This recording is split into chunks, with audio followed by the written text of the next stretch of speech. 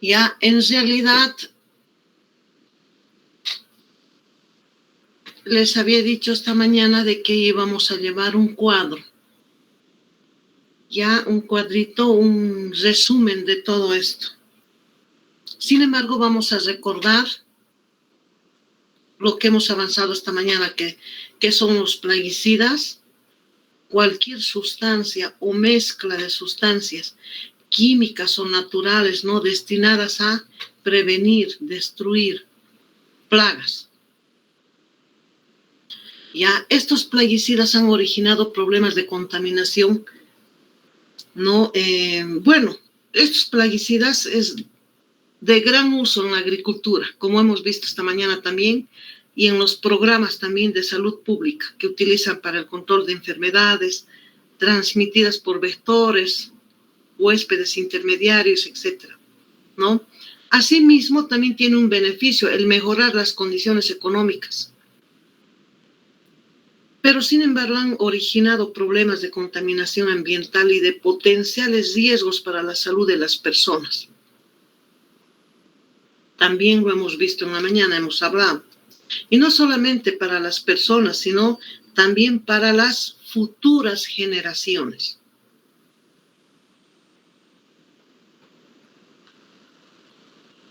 Entonces, este incremento e incontrolado mercado de plaguicidas debe ser adecuadamente evaluado.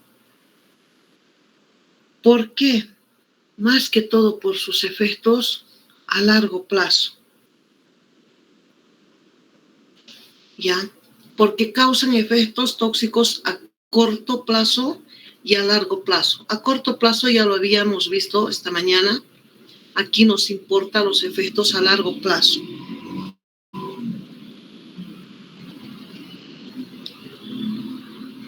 Todos los seres vivos están expuestos a diario a una gran variedad de estos xenobióticos, es decir, de estos plaguicidas. ¿Ya? Y en forma muy especial en nuestro país. ¿Por qué? Porque las actividades agropecuarias son también realizadas por mujeres y niños, que también han hablado esta mañana. ¿Y qué ocasiona esto? Un mayor riesgo por exposición ocupacional a estos agroquímicos, pero en las actividades de producción, también de preparación y aspersión, ¿no? Asimismo, también la población, los productores y preparadores en las grandes empresas que fabrican estos plaguicidas, también es una población muy expuesta.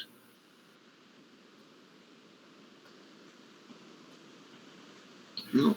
Hemos visto también esta mañana y recordado que la exposición ocupacional a los plaguicidas se da más frecuentemente por inhalación y por contacto. No por inhalación, porque es una vía importantísimo al no estar protegido con mascarillas, lentes, etc. Entonces puede ingresar fácilmente por las vías respiratorias. Como mecanismo de defensa del organismo tenemos en las fosas nasales los cilios y el moco, que retiene a un gran número de xenobióticos que tengan partículas, su diámetro que midan más de 5 micras.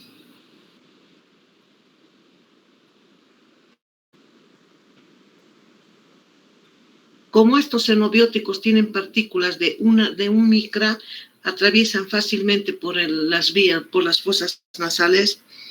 Y ya en alguna clase habíamos hablado sobre los pulmones, ¿no? Ingresan hacia los pulmones y los pulmones tienen una mayor superficie de todo el organismo, seguida del tubo digestivo. Y a mayor superficie, mayor absorción. Entonces ingresa y se absorbe rápidamente y se va hacia el torrente sanguíneo. También dentro de estas también se tiene, sí, ¿por qué no? Tomar en cuenta, ¿no? Aquellos casos que se ha hablado también esta mañana por vía digestiva, pero con intenciones de suicidio. o también los accidentes en el consumo de alimentos no contaminados. Entonces, la entrada de esta a la circulación de los plaguicidas depende de qué? De la solubilidad del plaguicida para atravesar la membrana celular. Hemos visto también esta mañana que atraviesan fácilmente la membrana hematoencefálica y la membrana placentaria. O sea, atraviesa rápidamente hacia el feto.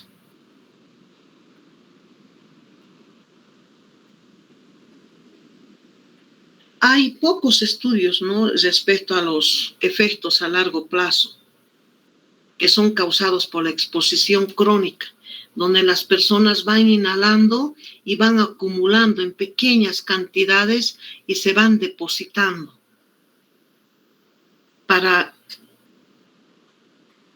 Por ejemplo, esta mañana hablaron también sobre los organoclorados, ¿no?, que tienen afinidad por las grasas. Entonces las personas gorditas tienen mayor reservorio de estos metabolitos.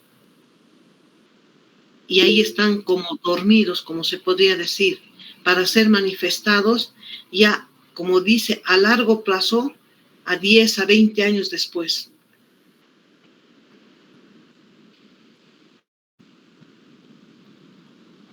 Por eso les decía que es una necesidad que los efectos genotóxicos de los plaguicidas sean evaluados. ¿Por qué? Porque inciden en los problemas de salud no solamente en el individuo, sino también en futuras generaciones, y por lo que se expresa además, ¿no?, después de tantos años que esta persona ha sido expuesta a los plaguicidas, se está exponiendo a este tipo de tóxicos. Generalmente son los laborales, ¿no es cierto?, los que fumigan o los que preparan o los que expenden. También habíamos hablado esta mañana. Había una casa por la plaza principal. No sé si antes, alguna vez ustedes han pasado un olor fuerte que salía. Hoy en día está esa casa expendedora está cerrado y tengo entendido que el dueño ha fallecido y tenía cáncer. Por eso es importante conocer cómo los plaguicidas pueden interactuar con el material genético, es decir, con el DNA.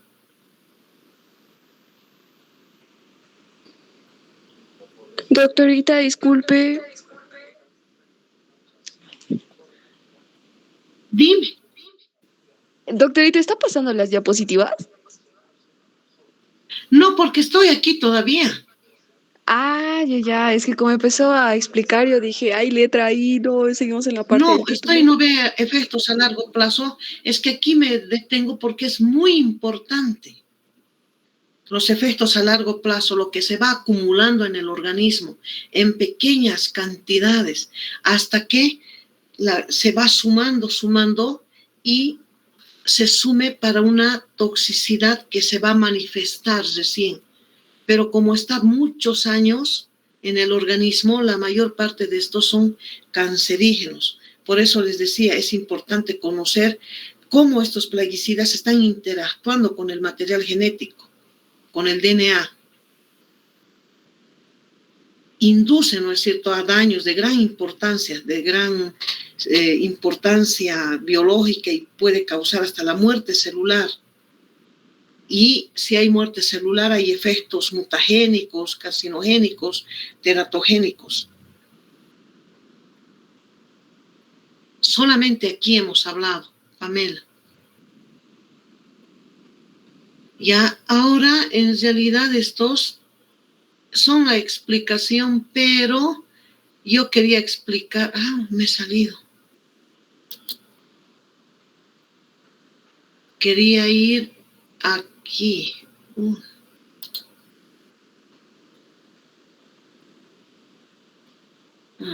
Aquí.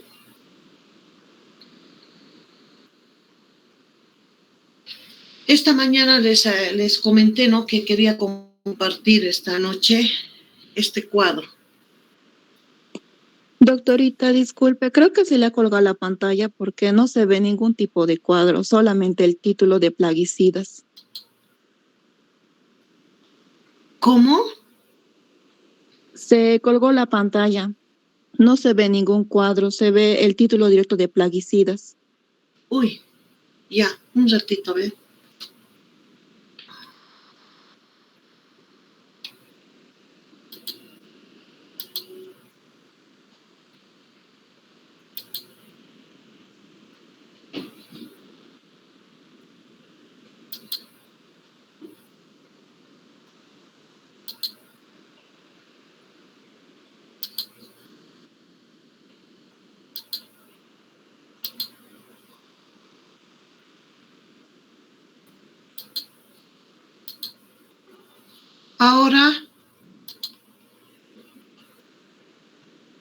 Ahora sí, doctorita, ya se ven. Ya. No sé qué habrá pasado. Ya, entonces, como les decía que esta mañana quería compartir este cuadro, en realidad, para ver la relación, ¿no?, entre la interacción de los plaguicidas o del metabolito activo de estos, o xenobióticos también llamados, con el material genético. En realidad, por eso había sido esta clase. Ya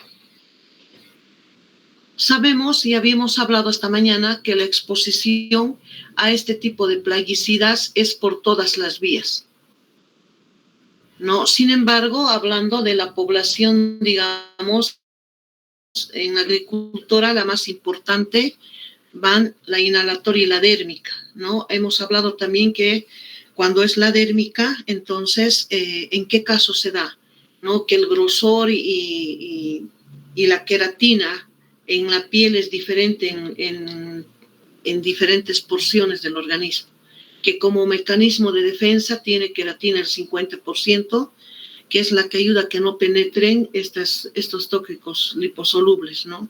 Sin embargo, cuando hay una solución de continuidad, aprovechan esto e ingresan por ahí, se absorben rápidamente. ¿Ya? ¿Por qué recordamos todo eso? Porque aquí estamos viendo en este cuadro exposición a químicos, dice. ¿Qué quiere decir exposición a los plaguicidas? Organofosforados, carbamatos, a los plaguicidas en general o los xenobióticos. Una vez que esté expuesto, ingresa al organismo. Una vez en el organismo, entonces ocurre una biotransformación. ¿Ya? La eliminación de los xenobióticos depende de su conversión de compuestos químicos más polares solubles en agua. Ese proceso se denomina biotransformación. La biotransformación ocurre generalmente, ¿dónde? En el hígado, ¿no? El órgano biotransformador, el órgano detoxificador.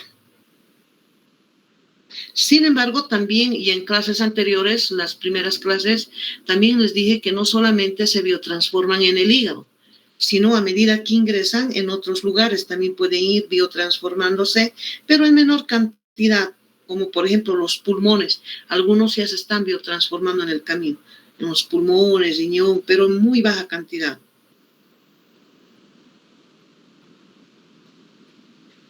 ¿Ya?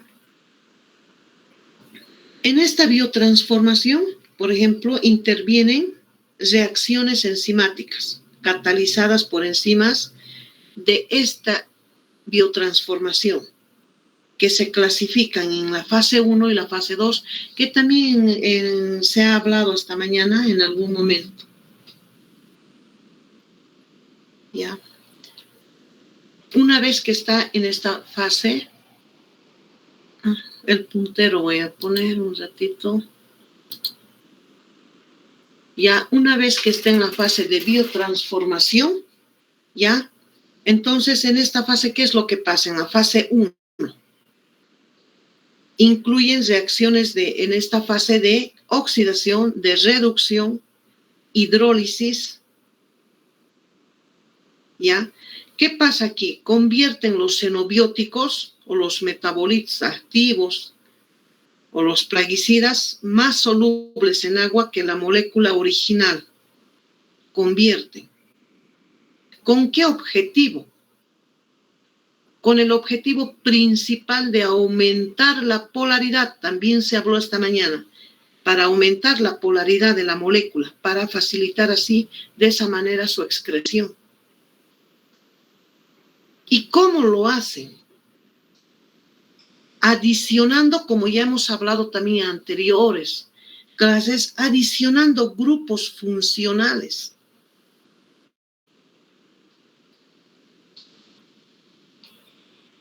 ¿Cuáles serán esos grupos funcionales?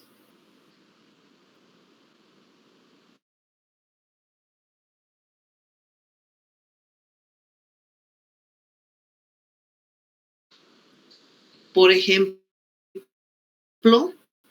estos grupos funcionales son propios del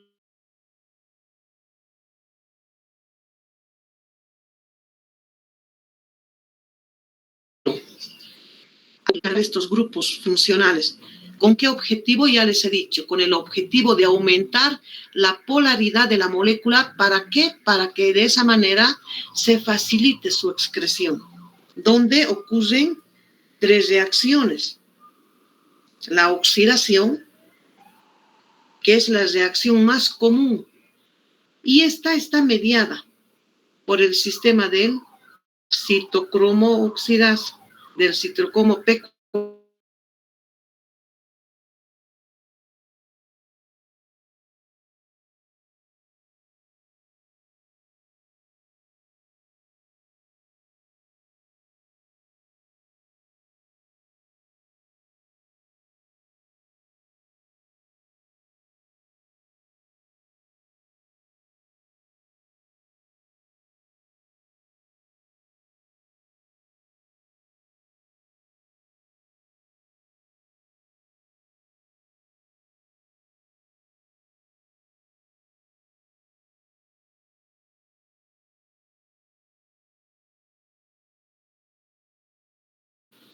Freddy, llévatelo, por favor.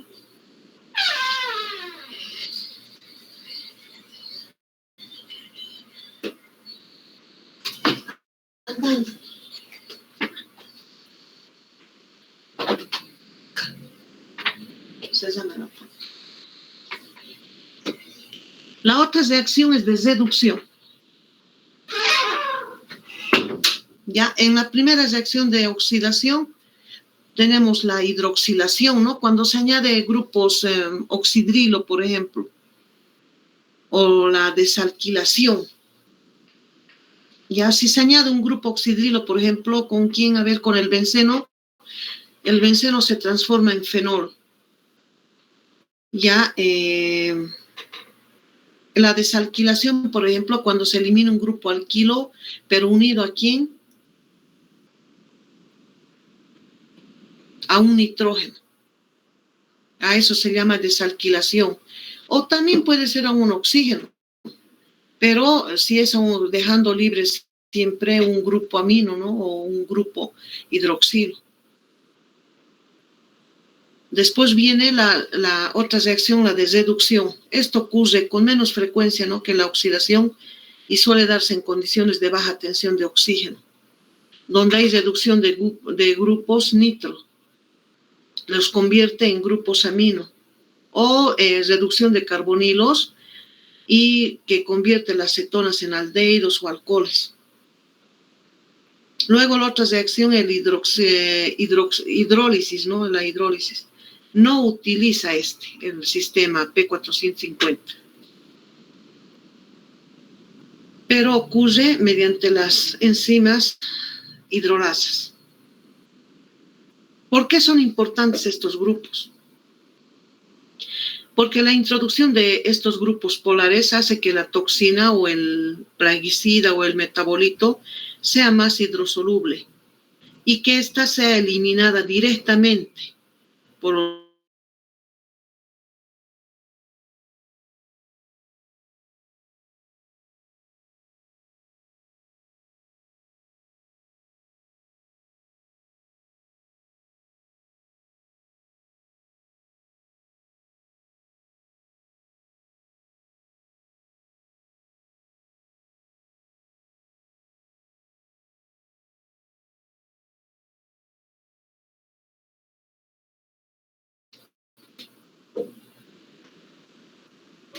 ¿Ya? Entonces esto sirve de anclaje para la fase 2, donde se pegan moléculas, ya no estos grupos funcionales, sino más grandes, como el ácido glucurónico, por ejemplo, y sea más fácil de expulsar o eliminar.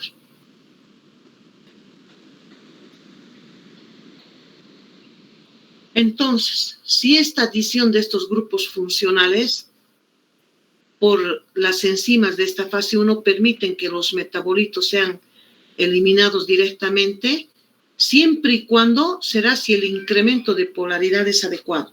Si el incremento de polaridad no es adecuado, entonces pasa a la fase 2, donde son reacciones de conjugación o síntesis, en las que se adicionan grupos que incrementan aún más la polaridad.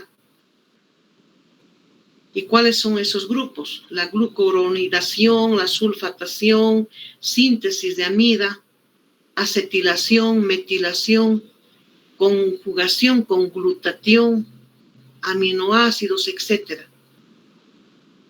Con esos grupos funcionales.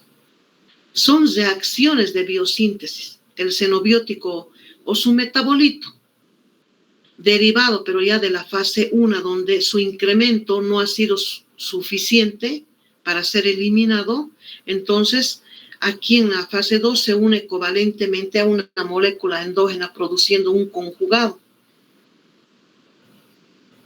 que le va a otorgar al xenobiótico lipofílico o a su metabolito una mayor solubilidad en agua.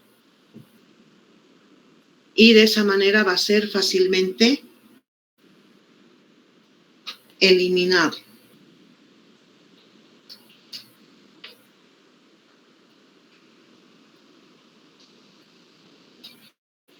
¿Ya?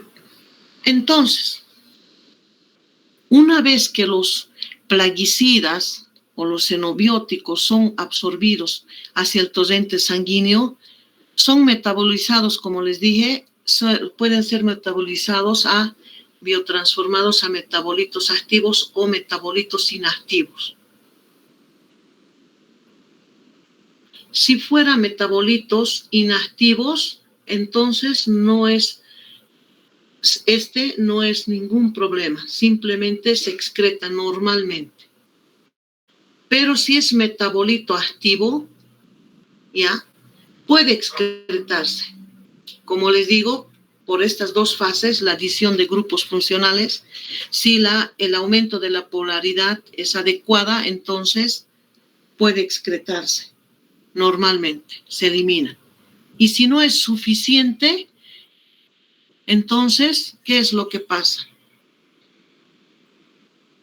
Interactúan esos metabolitos, esos plaguicidas o sus metabolitos electrofílicos, originados en el proceso de la biotransformación como metabolitos activos, interactúa con los centros nucleofílicos del ácido desoxirribonucleico o el DNA. ¿Y qué va a ocasionar? Cambios en su estructura, originando las lesiones primarias en el DNA.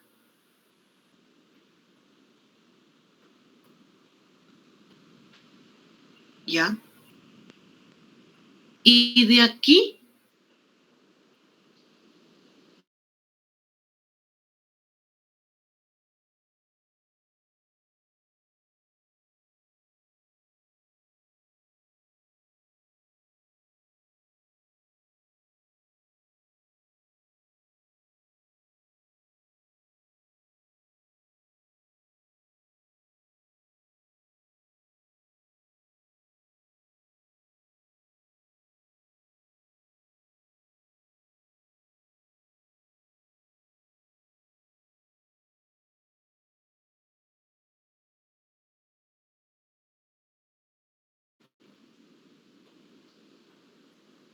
la célula cuenta con varios mecanismos de reparación para los diferentes tipos de daños en el DNA, ¿ya?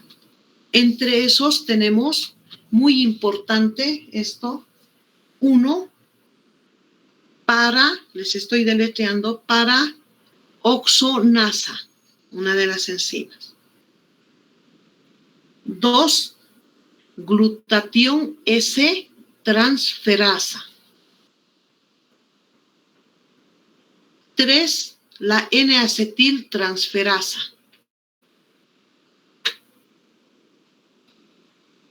¿Qué hace, por ejemplo, la enzima paraoxonasa?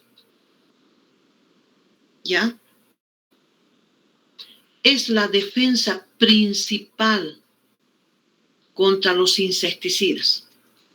Esta enzima. Se encuentra en la sangre. ¿Qué hace? Su función, en realidad, una función estrella es la hidrólisis. Rompe las moléculas de los plaguicidas. Por ejemplo, el paratium, ¿no? Específicamente más los órganos fosforados, rompe y las vuelve inactivas. Y como inactiva, se puede excretar fácilmente.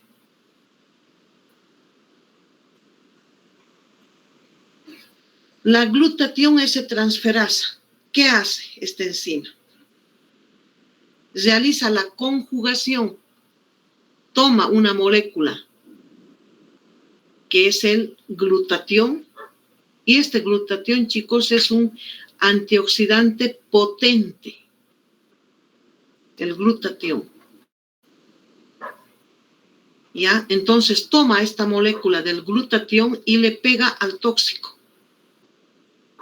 Pero al pegarle al tóxico, el glutatión, el tóxico se vuelve soluble en agua. Y al volverle soluble en agua, ¿qué está haciendo? Permite que los riñones lo expulsen. O sea, ayuda en la eliminación.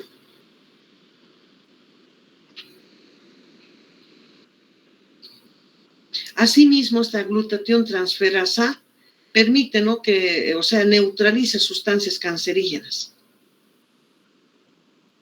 Y la última es la N-acetiltransferasa. La tercera enzima.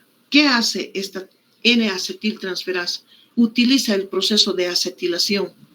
Añade un grupo acetilo a sustancias químicas, pero que contengan nitrógeno.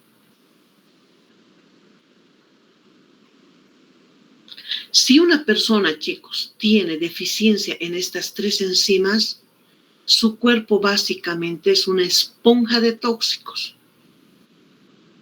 ¿Qué quiere decir eso? Que es el escenario perfecto para que ocurran quiebres, delecciones y rearreglos cromosómicos. Es muy importante el contar con estos tres. Haciendo un cuadro comparativo, ¿ya? Por ejemplo, la enzima paraoxonasa, ¿cuál es su mecanismo principal? La hidrólisis. Rompe, como les dije, los plaguicidas. La glutatión S-transferasa, la conjugación, ¿no? Utilizando como la molécula del glutatión, potente antioxidante. Y la N-acetiltransferasa, mecanismo principal, la acetilación.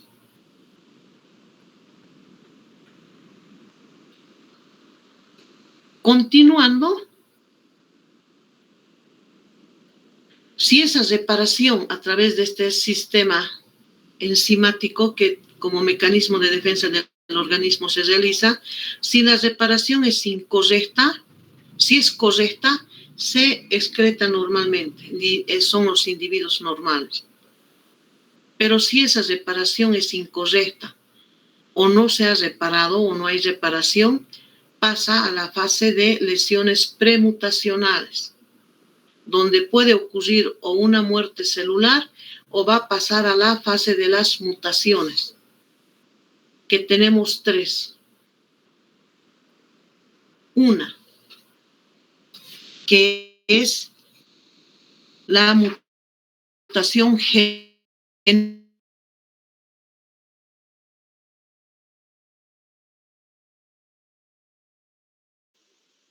Doctora, se corta la señal, no se escucha.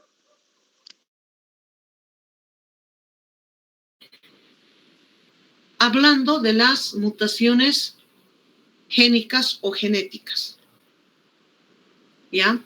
En esta fase, ¿qué es lo que ocurre? Mutación, pero en un solo gen. Ya hay mutación en un solo gen en la secuencia de los nucleótidos del ADN. Ya donde van a ocurrir procesos de sustitución de bases, de adición o inserción o de delección de bases. De sustitución es el tipo más común. Ocurre cuando una base nitrogenada, por ejemplo, la adenina, timina, la citosina o guanina, es reemplazada por otra. ¿Ya? Es decir, se cambia una base por otra. Por ejemplo, la adenina puede ser por la guanina.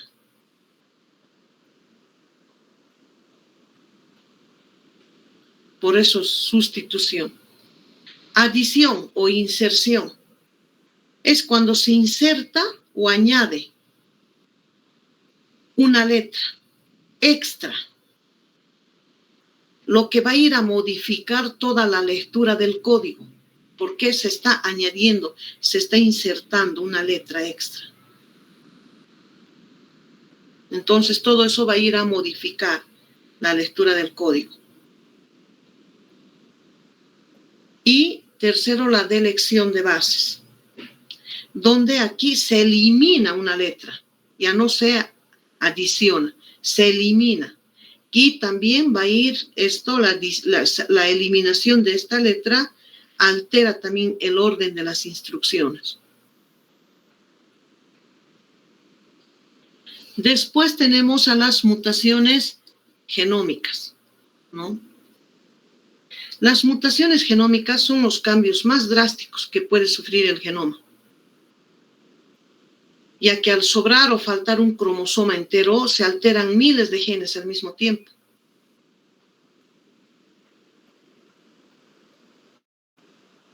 Y existen dos tipos principales, dependiendo de cómo cambie el número de cromosomas, que son aneuploidías y poliploidías.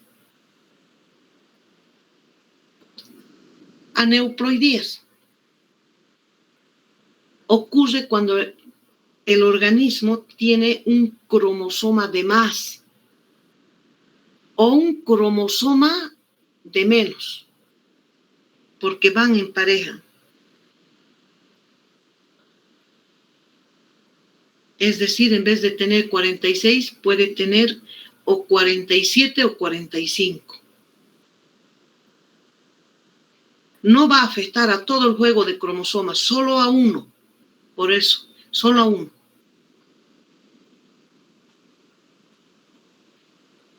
Poliploidías, cuando se altera el juego completo de cromosomas. Por eso es poli, muchos. En los humanos esto termina en aborto espontáneo. ¿Y por qué ocurren estas mutaciones? La causa principal es un error durante la división celular, en la mitosis o meiosis. Inclusive durante la formación del óvulo o el espermatozoide, los cromosomas deben separarse equitativamente. Si no se separan bien, una célula hija se queda con material de más y la otra con material de menos. Entonces, al ocurrir la fecundación, el embrión resultante tendría una mutación genómica. Eso es lo que hacía medicina, que yo les había comentado en algún momento, que estaban haciendo unos estudios en el Chapare, precisamente en este punto. Inclusive han publicado y todo, yo les había comentado a ustedes, ¿no? Y tenemos como tercero las mutaciones cromosómicas. Estas son llamadas también mutaciones estructurales. Son alteraciones que afectan la forma y organización, por eso son estructurales, de un cromosoma específico. En cambio, las mutaciones genómicas, por ejemplo, cambian el número de cromosomas, o las génicas o genética cambian en un solo gen. Aquí el problema es que el cromosoma se rompe y se rearma mal, pero se reorganiza mal. Ese es el problema en estas mutaciones cromosómicas. Por eso se dice aberraciones cromosómicas, dando también 3 procesos. 1, el quiebre o ruptura cromosómica. Por eso les dije, el cromosoma se rompe y se rearma mal, ¿ya? Primero tenemos los quiebres o ruptura cromosómica. Un quiebre es el evento inicial del daño, un quiebre. Es la fractura física de la doble hélice de ADN que forma el cromosoma. Y esta puede ser causado por agentes tóxicos, genotóxicos como los plaguicidas. Y puede ser de 2 tipos, simple o doble. Si fuera simple, un solo corte en un brazo del cromosoma. Si fuera doble, el cromosoma se rompe en 2 puntos. Y al romperse en 2 puntos, deja un fragmento libre en el medio. Estas rupturas, bueno, la importancia de este quiebre es una señal, ¿no?, de alerta de que la célula está bajo estrés tóxico. ¿Quién está escribiendo?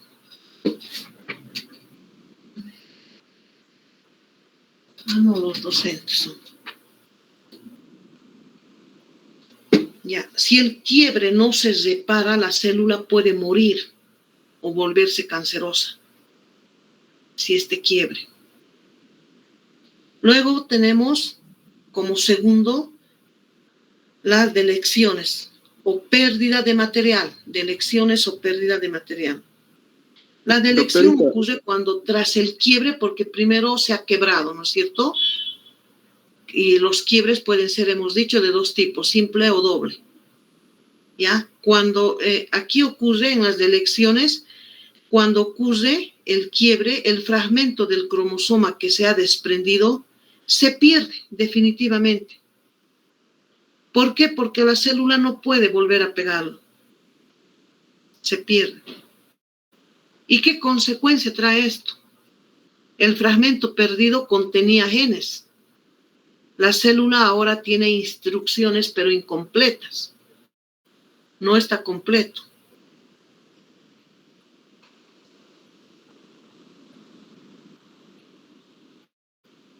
Ya, entonces, imagínense que si la pérdida ocurre en un gen que es supresor de tumores, entonces de aquí que vienen los tumores, se desarrolla el cáncer, aumenta la probabilidad de desarrollar cáncer significativamente, ¿no?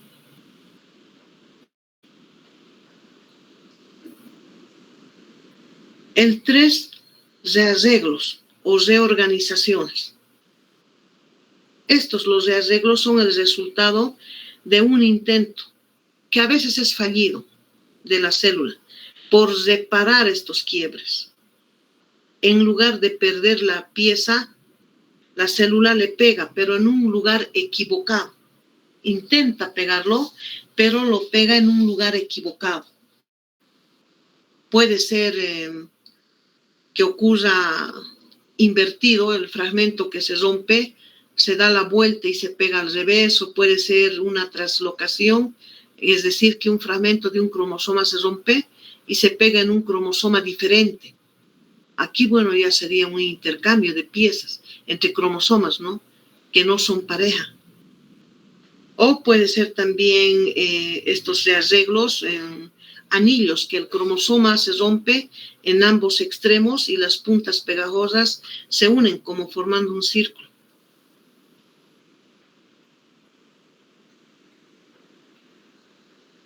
Entonces, el quiebre, ¿qué acción tiene? El cromosoma se rompe. La delección, ¿qué acción tiene? Se pierde el trozo roto. El rearreglo, el trozo se pega mal. ¿Ya? Algunas personas estudian, ¿no? O sea, estos agentes que están estudiando agentes genotóxicos como los plaguicidas, buscan en el laboratorio, en el microscopio, estas tres figuras. Hacen conteo de quiebres y arreglos para que les permite calcular aproximadamente el índice de daño genético. Porque si una persona tiene muchos quiebres y arreglos, entonces, ¿qué significa? Que sus mecanismos de reparación de ADN están saturados o están fallando. ¿Y qué va a confirmar esto? Una alta susceptibilidad a efectos genotóxicos. En síntesis de los tres, en un cuadro, entonces, ¿qué tenemos? Primero, la mutación génica o genética, ¿no es cierto? ¿Qué es lo que realiza? ¿Qué falla? La mutación en un solo gen. La mutación genómica, ya el número de cromosomas, un cromosoma más o un cromosoma menos.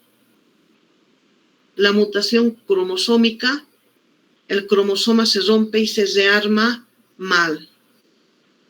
Un ejemplo de mutación génica o genética, el albinismo. Un ejemplo de mutación genómica, el síndrome de Down. Normalmente tenemos 46 cromosomas, este tiene 47. Por eso les decía, uno más o uno menos. Ahora uno menos, el síndrome de Turner con 45. Un ejemplo de mutación cromosómica, el síndrome de Cri-du-Chat. ¿Qué significa este síndrome de Cri-du-Chat? En francés es grito de gato. Es un ejemplo clásico de la pérdida de material genético. Se produce en la delección en el brazo corto del cromosoma 5. ¿Por qué se dice grito de gato? Otros lo dicen inclusive el maullido de gato. Generalmente se da en los recién nacidos, tienen un llanto muy agudo que suena como un maullido de gato. De ahí que viene su nombre. Ya hay una malformación en la faringe y presentan microcefalia, discapacidad intelectual, rasgos faciales característicos, etc.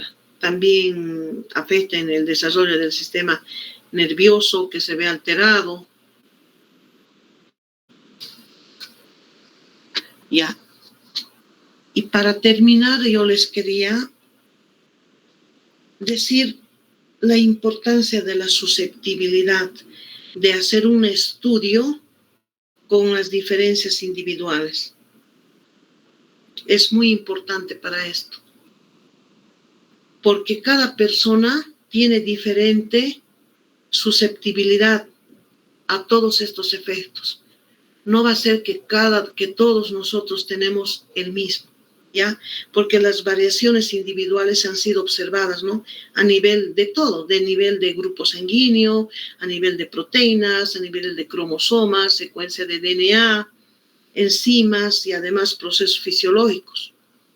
Las diferencias biológicas entre los individuos hacen que algunas personas sean más susceptibles a los problemas de salud, como el cáncer, que es inducido, ¿no?, por estos agentes de los plaguicidas. Entonces, la variabilidad genética de las personas puede influir en la farmacocinética de los plaguicidas, desde la absorción, la distribución, metabolismo, activación, detoxificación, excreción, como les dice, los factores propios de cada individuo, que les dije hace un momento, ¿no? Aquí, a la exposición, ¿qué afectan los factores propios? Que son diferentes de cada uno. Inclusive en la actividad de las enzimas de reparación de las células, de las lesiones que han sido causadas por el material genético, ¿no? Por los agentes químicos, como son estos plaguicidas que ya habíamos hablado, de las 3 enzimas. Si estas 3 enzimas no funcionan bien, pues esa persona está susceptible a adquirir con mayor facilidad el cáncer, tumores, etcétera, malformaciones, ¿no? Entonces, la susceptibilidad individual o de una población a los efectos genotóxicos de los plaguicidas puede depender de varios factores, ¿no? También pueden ser factores heredados o adquiridos. Y aunque existe una gran preocupación por identificar cuáles grupos de la población pueden estar en mayor riesgo por exposición a químicos, no se le ha prestado mucha atención a estas diferencias individuales de la susceptibilidad entre individuos o entre poblaciones expuestas a plaguicidas, ¿no? Es importante entonces hacer más estudios sobre esta susceptibilidad de las diferencias individuales, porque siempre hablamos en forma general, que esto pasa, si no se repara, si no hace, pero nunca hablamos de los factores, ¿no? de individuales.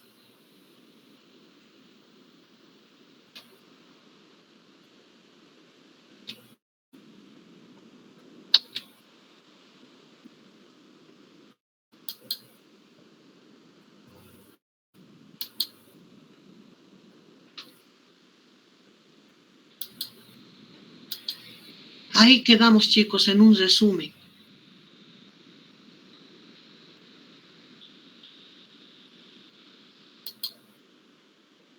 Voy a terminar de subir hasta en 1 horita.